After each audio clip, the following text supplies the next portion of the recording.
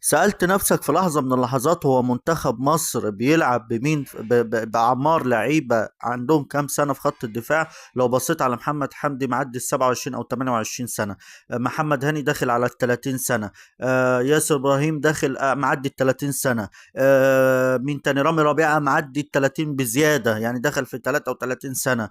مين تاني عندك؟ مروان عطية عنده 27 28 سنة، حمدي فتحي معدي ال 30 سنة. فانت بتتكلم على لعيبه الورك ريت اللي هو الجري اللي هو اهم حاجه في كره القدم.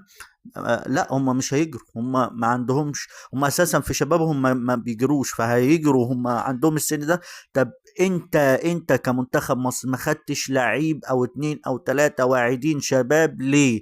منطق، لوجيك، حاجة كده بتتعمل في العالم كله. امريكا اللاتينية بيعملوها، امريكا الجنوبية الشمالية، اوروبا، اسيا، كله بيعمل كده، بياخد لعيبة شباب عشان يجربها عشان تحترف